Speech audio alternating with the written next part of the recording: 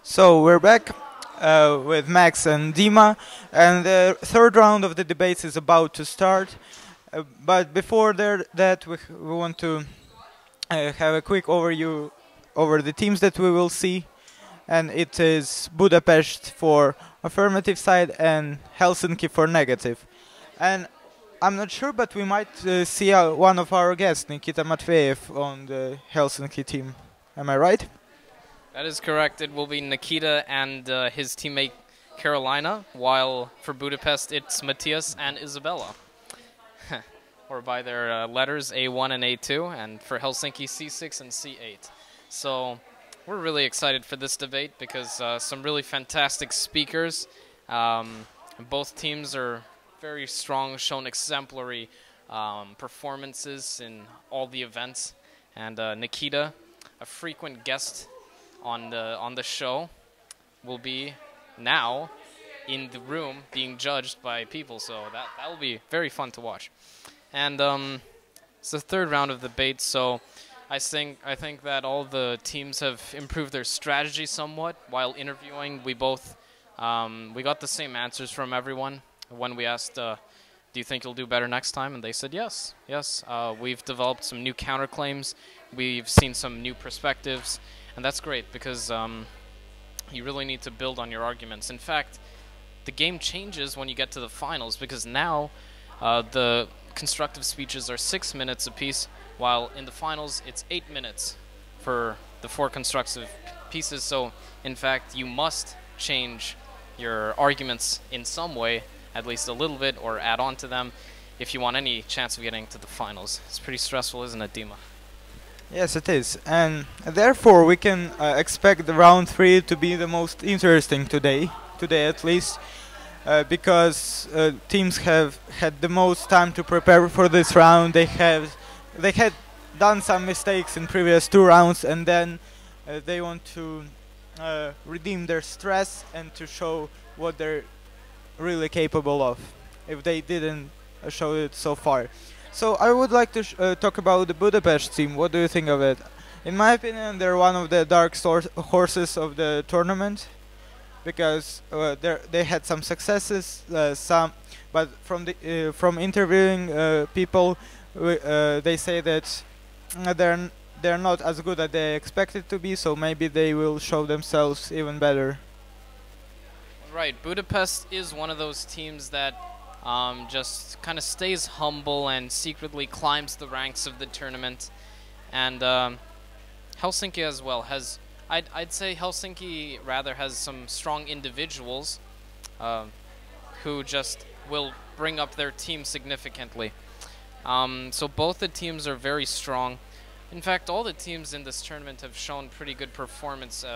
As we told you guys, we shared the results of the first round of debate, though we were not supposed to apparently. There were about an equal spread of wins and losses between the teams. So yeah, we're sorry about that. We're not going to share any more results. Unfortunately, we had to stop that because it was a rule violation. So, but you know, we can assure you that all the teams are strong. All the teams have a fair shot at getting into the finals. And so the suspense is high here in Kyiv International School. We do not know. We do not know what will happen tomorrow. What will happen today? That's what you're about to find out. That's what we'll be showing you on the live stream. People are setting up in room 11 for the debate. And let's see. Let's talk about... Tell me, who was the most interesting person you interviewed, Dima? Well, uh, I don't think I can talk about only one person because like there were dozen of charismatic people around here today. Well, Nikita Matveyev is definitely one of them because uh, he doesn't reply like in a simple way about his team. He truly thinks that his team can do better, even though, in my opinion, Helsinki are doing well so far. Uh, well, and we would like to say sorry if there were some misconnections between the participants that we were naming and the participants that were performing because the schedule keeps changing all the time. So sometimes we can keep it up, but we're trying. We're trying. The person I interviewed, I interviewed two people who just stood out to me so much that you know, just sticks in my head. So Boris Bulatovic of Budapest and Blagoviesta. I think she's a wolf. That's what I remember. So they were great interviewers, and we have the update that the round is just about to start. So we'll be switching to the debate between Budapest and Helsinki. But your school is Oh, Helsinki. Helsinki. Yep. Okay. And we're going first, C6, C7. Thank you very much. Yes, it's all right. If you are set, I am set. All right, we are good over here. Timekeeper, are you okay? Yep. Good. All right, away you go. Thank you very much.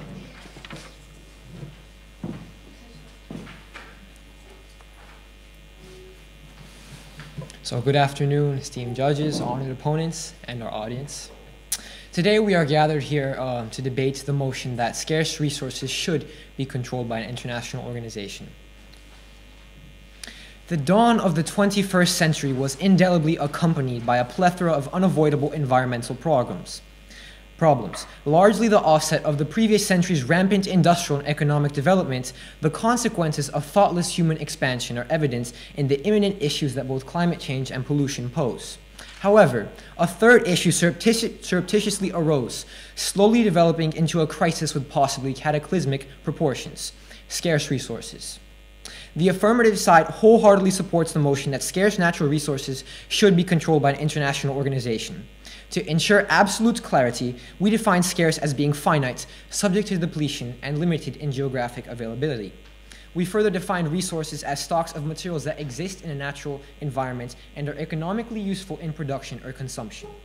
Control signifies the direct management, oversight, and influence over the affairs of an entity. And finally, we define an international organization as an institutional agreement between members of an international system in order to achieve objectives regarding systemic conditions reflecting attributes, aspirations, and concerns of all of its members. Having established the grounds of the debate, I will proceed to the arguments in which my partner and I will conclusively highlight the way in which the interconnectedness of resources, along with conflict, corruption, and neocolonialism, result in a desperate need for international intervention to safeguard these scarce resources. Take, for example, the United States, the world's economic superpower, which entered the industrial era with an unparalleled endowment of natural resources that included an abundance of minerals and oil. Today, its reservoirs of conventional oil are nearly depleted, and the nation's total oil production is down by more than 40% from its peak in 1970. U.S. extraction rates for minerals have been declining for decades, and the nation imports 100% of its scarce minerals, including gallium, indium, and coltan. Both gallium and indium are a crucial component in transistors, the building block of all electronics. Tantalum is extracted from coltan to create highly heat-resistant capacitors used in almost every electronic device, including mobile phones. These resources are shockingly scarce, and at present rates of consumption will have practically vanished within 15 to 20 years. Every facet of our global economy is somehow intrinsically linked to electronics, and a world without them is simply unimaginable. The exclusion of mobile phones would result in an unacceptable widespread lack of communication, as mobile phones are the only form of contact between many rural African communities and the outside world. Even oil, a resource whose paramount importance to humanity is unquestionable, is becoming increasingly scarce. In 2010, the BP Review of World Energy measured total global oil at 188.8 million tons. At current rates of production, this is only enough oil for the next 46.2 years. In the past, humanity's heavy reliance on oil has resulted in manipulations from OPEC, the Organization of Petroleum Exporting Countries. In the 1970s, OPEC restricted oil production, which led to a dramatic rise in oil prices and the revenue and wealth of OPEC, precipitating the 1980s oil shock, which resulted in long-lasting and far-reaching consequences for the global economy. The same concept could once again be applied today with even more calamitous effects due to increasing scarcity. This alone indicates a desperate need for an international organization to mediate and control these stocks of crucial resources. Indeed, the need for an international organization becomes even more pressing when taking into account the conflict that scarce resources engender. In the last 60 years, at least 40% of all interstate conflicts have a link to natural resources. The most prominent example has been the Democratic Republic of the Congo. The DRC includes most of the Congo Basin, an area of enormous wealth in terms of mineral resources. Despite this natural wealth, the DRC is one of the world's poorest countries with significant infrastructure deficiencies and a highly unstable economy. Violent conflicts linked to the use of its natural resources prevent DRC from generating revenue and improving the general quality of life. This struggle for control between armed groups and the military in this country has exacerbated conflicts and created greater difficulty in managing the resources to benefit the public. The paradoxical impact that scarce resources has on the DRC is known as the resource curse, which stipulates that the worst development outcomes, measured in poverty, inequality, and deprivation, are often found in countries with the greatest natural resources. Rather than contributing to freedom, growth, and peace, rich deposits have often brought tyranny, misery, and insecurity. Larry Diamond, a professor at Stanford University, stated that of the 23 countries in the world deriving at least 60% of their exports from oil and gas, not a single one is a democracy. Leading to my third and final argument, corruption. In the DRC, an estimated 1/5 of all resource revenues, about $200 million, is lost to corruption every year. In another example, European timber companies funded the war in the Central African Republic by paying militias millions of dollars to secure timber exports. Evidently, private companies tend to maximize short-term profits, a mentality that leads to the laissez-faire exploitation of resources and malfeasance in the first place. Even the Kimberley process, whose goal was to ensure that diamond purchases were not financing violence by rebel movements undermining legitimate governments, failed to address issues of corruption in the world's diamond fields. This evidence confirms that simply monitoring scarce resources is insufficient and that an international organization with control is required. This motion is guided towards both conserving scarce resources and protecting their countries who are affected by their presence, and international problems require international intervention to ensure that future generations can continue to develop in a manner conducive to human improvement. That is why we believe that scarce resources should be controlled. Thank you.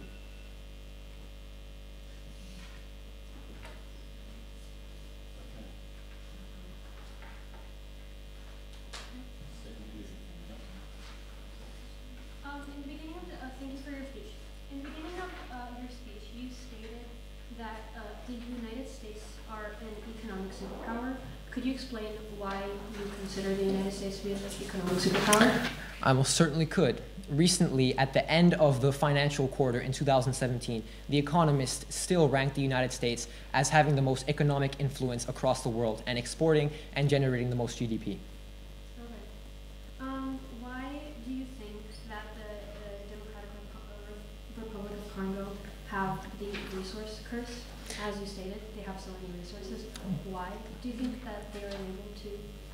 Because, as I stated in my speech, an endowment of resources throughout history, and in this example, has led to exploitation from other entities and from within, resulting in conflict and problems for the nation, as I stated. Okay. Throughout your speech, you presented us with a lot of information. Could you state several of the sources that you use? I could indeed. For the Democratic Republic of Congo, the African Review of Minerals, and yes, the African Review of Minerals was my source. For my arguments with the United States, I used Al Jazeera as a source.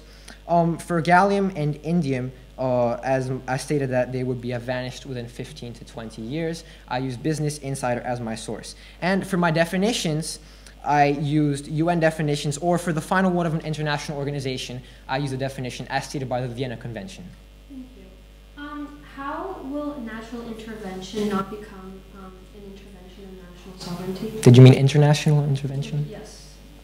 Well, we believe, as we support this argument, that national sovereignty in today's day and age is not an absolute right. Thank you.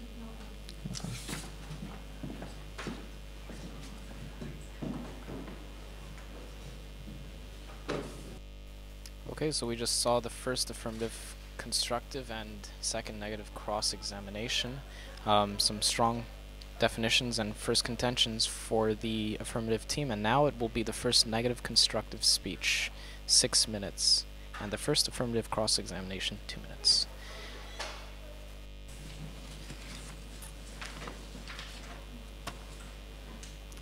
Good day, ladies and gentlemen.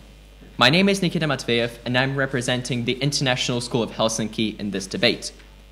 Today, my partner and I will be supporting the statement that world's scarce resources should not be controlled by an international organization. We warn you that our arguments will be quite general, as we couldn't predict what kind of international organization the affirmative team has in mind. However, we will together look at the world's recent history and the role of international organizations in it, also known as IOs. More specifically, I will be talking about the past failures of similar international organizations, while my partner will follow up and try to explain why all of this occurred. But before jumping into our arguments, I would like to quickly clash my opponent's statements. We have a lot of questions right now, as first of all, we are very concerned for the national sovereignty of the countries. We believe that this almost sacred factor of each country could ruin the world and create many even worse. Another thing that we would like to state is that according to a university study, a professor said that those who will control the natural resources in the future will rule the world. Now, if we want an organization to control the natural resources and thus rule the world, of course it would be fair, right? But then my partner will further explain why bias will occur and how this will only make it a disaster. Now, don't get us wrong, we would not like to say that we're in a good situation and there is no problem with natural resources. No, we full-heartedly agree with that. However, we believe that creating an international organization is an idealistic dream that at best would be redundant and at worst harmful to the world. Now, on to the history class. According to Sandra Jeski, a respected litigator and arbitrator, the League of Nations was founded in 1920 at the Paris Peace Conference at the end of World War I. It was the first international organization whose principal mission was to maintain world peace. Unfortunately, however, the great powers often were reluctant to step up. Ultimately, the League proved incapable of preventing aggression in the Axis powers in the 1930s, and Germany withdrew from the League, as did Italy, Japan, Spain, and others. The onset of World War II essentially proved that the League of Nations failed its core purpose to prevent future wars. The League lasted only 26 years and was replaced by the United Nations at the end of World War II. I now quote The Guardian. The United Nations, like its predecessor, League of Nations, of course has not caused warfare to cease. The UN at times has been greatly criticized in this regard, including the failure to prevent genocides in Bangladesh, Cambodia, Rwanda, and later Srebrenica massacre. And UN peacekeepers have also been accused of rape and other forms of sexual abuse during peacekeeping missions in more than a handful of countries. As my last example, I would like to present you the WTO. an organization that exists right now and referees world's trades, in some way controlling scarce resources. According to Al Jazeera, the World Trade Organization has come under renewed criticism for failing poor and developing countries in their 17-year-old battle to achieve a breakthrough in key agricultural trade talks. Several countries, including Kenya, India, and Pakistan, have been calling the WTO to force developed countries to phase out subsidies paid to farmers whose overproduction threatened livelihoods of farmers in developing countries. Many analysts argue that negotiations at the WTO have remained largely dominated by traditional economic powers, such as the US and EU, with discussions failing to deliver promised change. Some point to the failure of Western government to conclude what's known as the Doha Development Agenda, which has kept agricultural economies in Africa trapped in poverty. The Doha Development Agenda, which began in Qatar in 2001, is a series of trade negotiations with the broad aim of reforming the international trading system through the introduction of lower trade barriers and revised trade rules. But 17 years on, some of the biggest of these issues, including agriculture tariffs and farming subsidies, still unresolved. It could, of course, be argued that the international organizations have nothing to do with the one the affirmative team is presenting, as their goals are different, but we would disagree. All these organizations strive for a better world and thus do have the same goal in mind. They also have the same general place in the world, something in between the countries that is supposed to be unbiased and just. Yet again, my partner will talk later about how bias is inescapable, but my point is that history showed us how ineffective and even harmful international organizations can be. Thank you.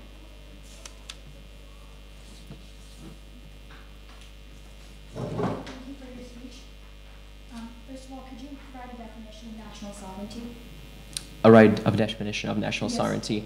Well, sadly, we believe that this is the duty of the affirmative team, so we did not prepare it. However, I could give you a definition of national sovereignty that is not listed by a source. Would you want that? Yes, please. Okay. National sovereignty is the right of a country to rule itself, something we believe to be essential, something that defines a country. Do you believe that national sovereignty is an absolute right? We believe that it is one of the main parts of the definition of the country, and thus, yes, it is a necessity. You also mentioned in your speech that an international organization is redundant to the world, quoting your words. Could you please clarify this point?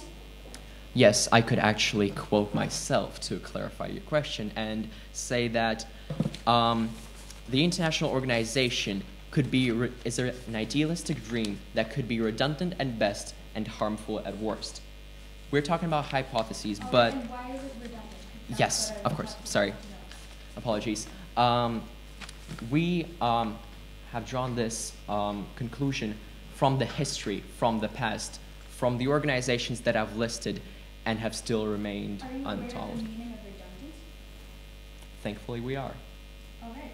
And you also mentioned the WTO, the World Trade Organization. What is the role of the World Trade Organization? The role of the World Trade Organization is to referee and bring together countries to create different trade policies and remove different trade tariffs.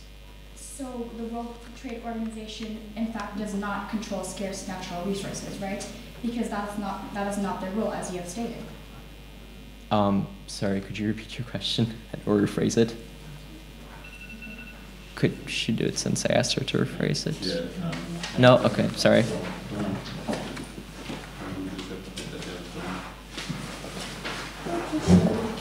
Wow, that was smart. I don't know if that was a technique, but that was a good move by Helsinki, just to stretch the questions to avoid them. Okay, and here we go. I'm gonna have to talk to him after this debate. This is Budapest.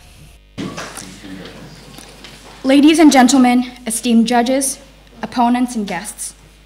In our current era of globalization, we must advocate for cooperation over competition. We must protect our natural resources, not exploit them. My name is Isabella Cha from the American International School of Budapest, and as Team Affirmative, we are proud to propose the motion that scarce world resources should be controlled by an international organization. But before we further elaborate on our arguments, we must first address the contentions brought up by the negative side. First of all, the negative questioned national sovereignty, and in the cross-examination, he has revealed that they believe national sovereignty to be an absolute right and quote-unquote sacred. However, ladies and gentlemen, sovereignty is a dynamic concept. It is in practice relative, not absolute. Look at the European Union. The countries in Europe, they concede to give up a part of their sovereignty in order to be part of a bigger organization that benefits all countries of the members. Nations come together to protect the environment, resist threats to international peace and security, promote investment, and defend human rights, to name a few. Each time a country joins an international organization or signs a treaty, it restricts its freedom of action and thus gives up a part of its sovereignty or independence. And yes, we do concede there would be a small infringement of national sovereignty, but we know that an individual's success is not due to that individual's alone. A country's success is the result of being part of a community, as we can see from the European Union and other organizations like the NATO and ASEAN. Therefore, we believe that their argument, considering that national sovereignty is absolute and an inviolable right, is not valid in this debate. Second of all, there were many contradictions within the negative's argument. They said, quote unquote, that international organizations strive to make the world a better place, and then yet say that international organizations are not effective. And we do not understand these points that the negative side has made, and it has made the debate very confusing because they are not consistent in the way they are providing their argumentation. Regarding their first argument, the negative side has provided examples of where international organizations have failed, citing the League of Nations' failure to prevent World War II or World War I. Well, the League of Nations, that was an example from the 1930s, and we believe that the world has changed a lot since then. This example is not relevant in our debate currently taking place in 2018. And moreover, we do concede to the fact that international organizations are not perfect. No organization is. It will have its flaws, but international organizations would be far better than having no order. The UN, in fact, has the capability of accepting the mantle and task of such gravity because we see numerous examples of where have succeeded. Take, for example, the UN Millennium Development Goals, a series of milestones set in 2000, which tasked the world of goals like eradicating poverty, promoting gender equality, and to achieve universal primary education. Thus far, this mission has been a resounding success in countries like Brazil, China, and sub-Saharan Africa. In general, the mission has met or passed its milestones across the world, showing that the UN is still very capable of exercising its influence and functioning as a successful governing body of scarce resources if given the chance. And having established this, I would like to get on to our arguments, which the negative side, in fact, has not dealt with at all, especially the ones regarding conflict and corruption.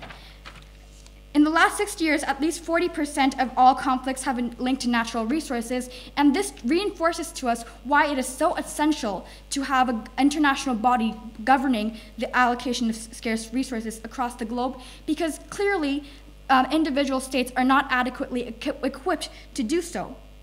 Our first speaker cited the example of Democratic Republic of Congo, but there's numerous examples all across the globe. For example, ISIS. Militant groups in the Middle East region have exploited petroleum and gas in order to fund their military activities, killing millions of civilians. And also the question of blood diamonds in conflict-ridden areas where military and extremist groups extract natural resources to fund their activities. Therefore, we see that access to natural resources from these dangerous groups can exacerbate global conflict and have detrimental consequences for the world. Therefore, an international organization mediating these conflicts would make our world a far better and a safer place to live in. Also, regarding corruption, individual governments have been shown to be corrupt and exploit their natural resources, not for the good of their own citizens, not bettering their economy, but for their own personal use. If international organizations were given the chance to allocate natural resources fairly, then these resources could translated back into improve the country's economy, to improve standards of living and make our world a better place to live in. Therefore, the affirmative side is proud to propose this motion, and we believe we take this debate home. Thank you.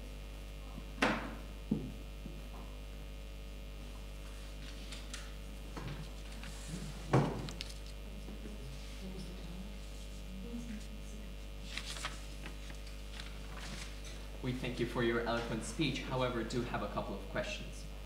First of all, what if the countries don't join this organization? What would happen to them? Would you force them in any way, or what? This was not mentioned in my speech, and according to CISA rules, I'm not required to answer your question. Thank you. Okay. You've mentioned EU. Do the countries in EU rule themselves? Yes, they do. They have a right to control their domestic affairs. Sorry for interrupting, but okay. And does corruption occur in governments? Yes, they do. Mm-hmm. Then wouldn't you say that controlling a country's government would take their first and main rule and right to rule themselves? Nowhere on this motion does it say that we would control countries' governments. We are controlling natural resources. Then how would the problem of corruption be solved without interventing their government, even though the corruption is in the government? What we are saying is that we are not intervening in domestic politics, but by restricting access to scarce natural resources, the governments have less possibilities for corruption, because obviously corrupt political leaders, they exploit natural resources within their country for their own use. Thank you. Yes. And wouldn't you say that even limiting a country's access to its own resources is also taking its national sovereignty and their right to decide for themselves? As we have stated, we believe that sovereignty is a dynamic concept, and... Sorry, but that's not what I asked. I asked, do you think that it is breaking the national sovereignty? So, just yes. Well, we're not quite sure what we mean by sovereignty, because sovereignty changes throughout the decades, and it's not confined within right now in one period. For example, right now, like the EU, even though countries, they agree? Oh. Yep, thank you. Yeah. Sorry for interrupting again. Okay. Oh, and by the way, I think we made a slight mistake. It's that... Well, okay, well that was an interesting question there, and now the referee is explaining right now that you cannot go over the time limit, but if the timer goes, then the person speaking may finish their speech. Now, it is the second negative constructive speech, Helsinki's speech, ready to go. Yes? The International School of Helsinki in this debate. Today, my partner and I will be supporting the statement that world scarce resources should not be controlled by an international organization. I will be discussing the potential bias that the organizations may have, and to continue my partner's point, why international organizations have had failures in the past. However, before I argue my side, I would like to briefly clash my opponent's points. You agree with the fact that there should be an international organization controlling our resources, but you have yet not provided any sort of outline for this organization. What solutions could you propose? These theoretical ideas could be, but there is no argument for why they are good, because you have not provided us any examples of such organizations. As my partner stated, why would people support this organization? And especially, re-enabling my point, if no outline or aim for the organization has been provided. Why would this organization, in theory, work if so many organizations have failed in the past? Okay, now to my speech. There are many examples of biased cases that are on an international level. Think of football games where referees claim to take no sides, yet there are cases where all watchers can notice how biased they can actually be. The same applies to international organizations, yet this is on a far larger scale. There isn't much benefit in investing money into less economically developed countries because there's no guarantee that in the future this money will be returned or used for in the correct purposes. While more economically developed countries are in a good economical position, therefore it would be more logical to invest in these countries as there is more guarantee to success. In addition to this, there are currently many organizations that revolve around the idea of more economically developed countries investing or funding in the less economically developed countries, which for MEDCs isn't profitable. So generally speaking, there could be a bias in any given organization, simply because it's a human second nature. My partner came to mention the historical failures in international organizations, examples including the UN, the League of Nations, and the WTO. The example of the Doha round of trade talks initiated by the WTO that my partner had presented is a failure that I wanted to elaborate on. And the main goals of these negotiations included improving dispute settlement, electronic commerce, subsidies, intellectual property, non-agricultural market access, and trade facilitation. These negotiations were important because Doha could have improved the economic vitality of developing countries. It could have reduced government spending on subsidies in developed countries, yet boosted financial companies. And they could have focused on developing those markets instead of selling derivatives. The Doha round collapsed because the United States and the EU were not ready to give up their agricultural subsidies. This relates back to the point that I had previously mentioned, which was the idea of more economically developing countries investing or funding in the less economically developed countries isn't profitable for the MEDCs. Although this was not a direct case of funding, the point remains the same. If negotiations were to resume, there would be many factors that would need to be reestablished and understood by several member nations. Currency wars could play a role in these negotiations, and currently Japan, China, and the United States are exporting inflation to other countries, for example, Brazil or India. There should be more participation from member countries such as China, India, and Brazil. These nations do not appear to take on the leadership role as MEDCs and developing countries. In conclusion, international organizations have had a long list of mistakes, issues, and failures.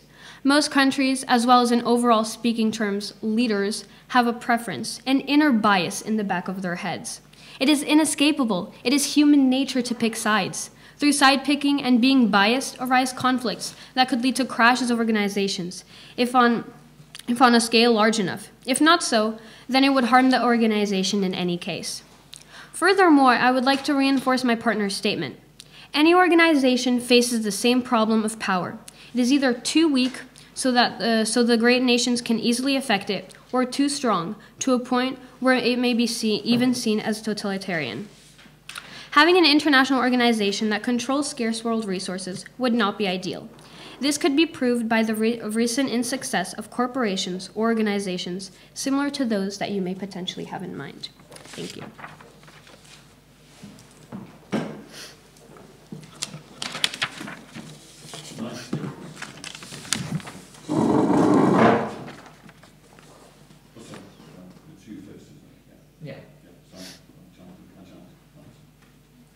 Thank you for your speech. You stated that an international organization either has too much power or too little power, correct? Potentially so, yes. So what you're agreeing with is that having absolute power in an international organization is never a good thing. Yes. Yet you do think that having absolute national sovereignty is a right. Potentially, yes. Potentially, because your partner stated that absolute national sovereignty was the defining right of every state. So is it or is it not? Yes, it is.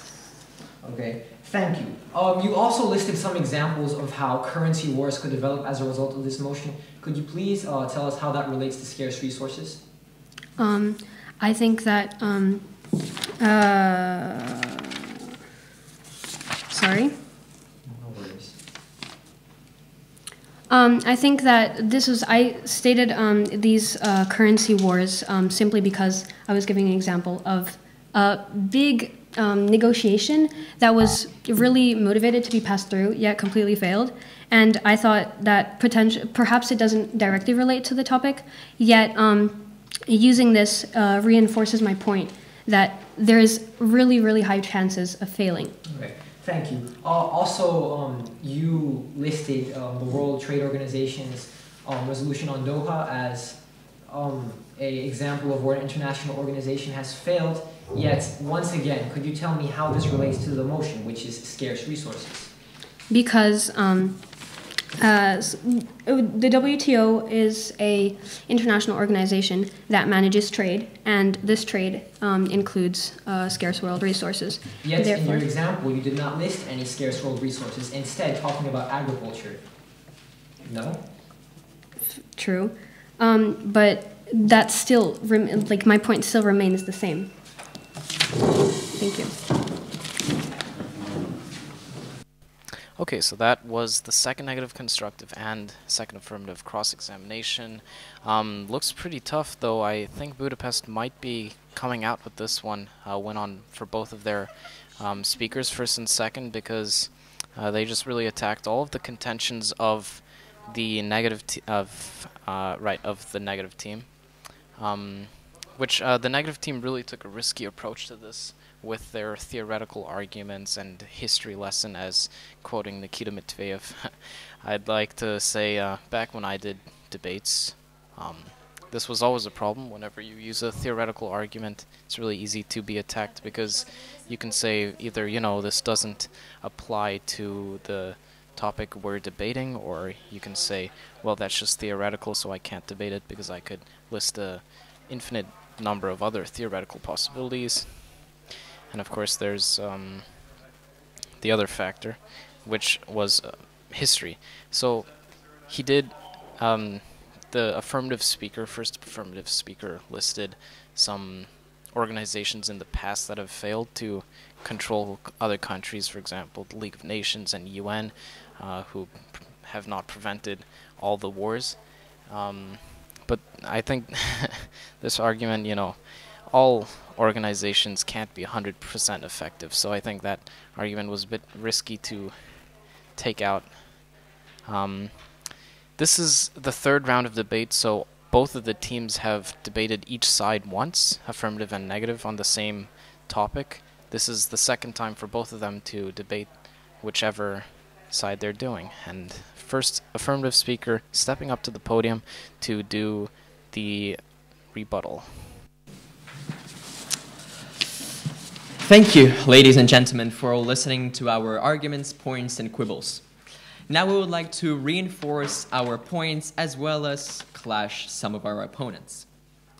Now, we would like to bring your attention to the fact that the negative side has stated multiple times and gave multiple examples proving that why an international organization would not work, why it would fail, and even worse, be harmful. However, the affirmative side never even mentioned nor gave any proof why it would. Another point that we would like to reinforce is that it seems as the primary rule of a country is being forgotten about and ignored in this debate. It's national sovereignty, yet again, I repeat. Yes, I may seem like a broken record right now. However, I cannot say that it is wrong to take away a country's right to decide for themselves what to do. Now, the saddest part is that we still have not heard how the organization will look like. Of course, both my partner and I stated that any organization has a problem where they can either be too weak and ruled by member states in it and thus be extremely biased, or be despotic and seen rather as a danger than helped by people.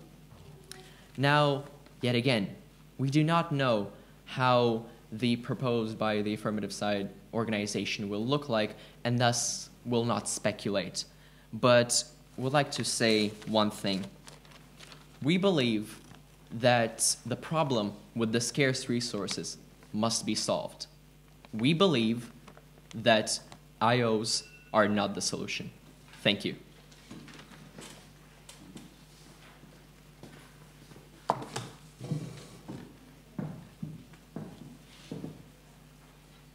This debate has revolved around the affirmative side contending that international organizations are necessary due to the many conflicts, problems, and economic consequences that resources may entail, while the negative side contended that the importance of national sovereignty and the possibility for inefficiency or corruption by an international organization meant that this motion could not be debated.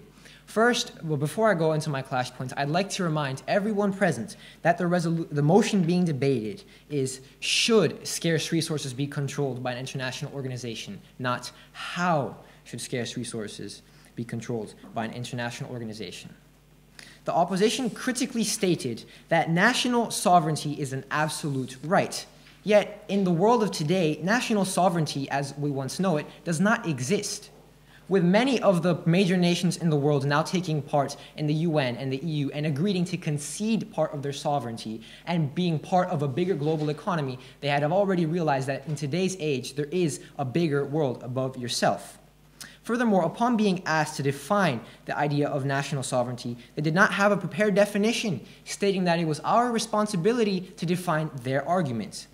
Further moving on to their saying that international organizations are incapable of managing these stocks of scarce resources, I'd like to point out how, by using traditional resources to support their arguments, they failed to explain or even maybe understand the unique challenges posed by scarce resources, as the majority of the issues that I listed in my speech were made against them, not against the traditional resources listed.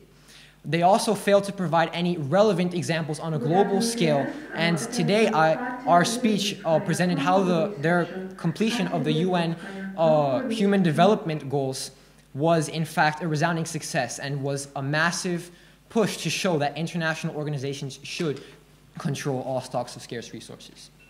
Thank you.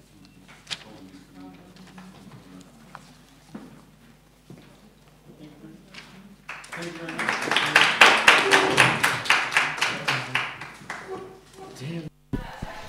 Well, okay, that was the round 3 debate with Budapest and Helsinki, with Helsinki at the negative side and Budapest on the positive. Sorry for mixing that up in the commentary.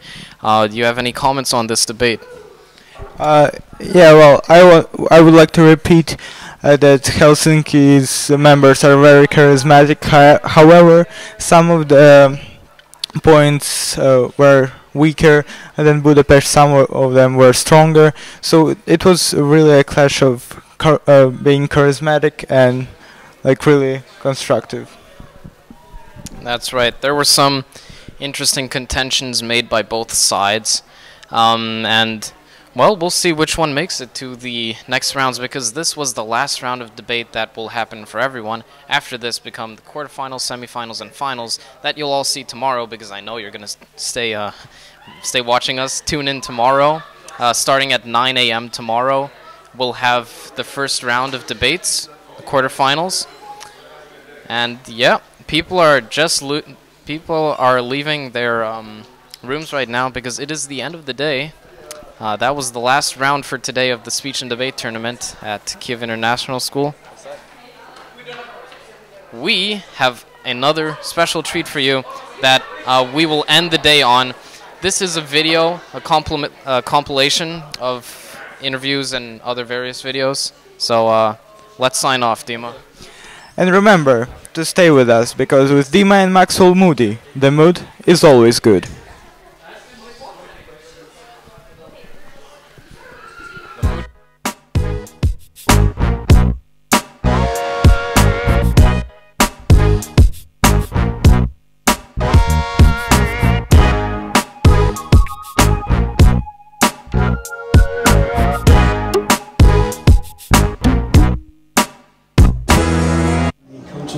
Lounge. They have a lot of free food, as you see.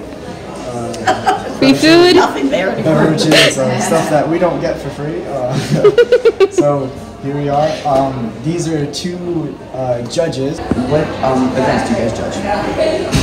I've been so far doing debate, and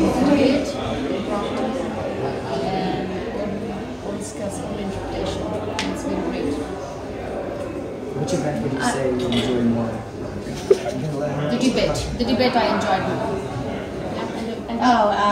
For me, original oratory and duets, and then someone else has to leave early, so I don't also judge debate. Yay! Great. So that's all where our part is helping out with some judging. So Great.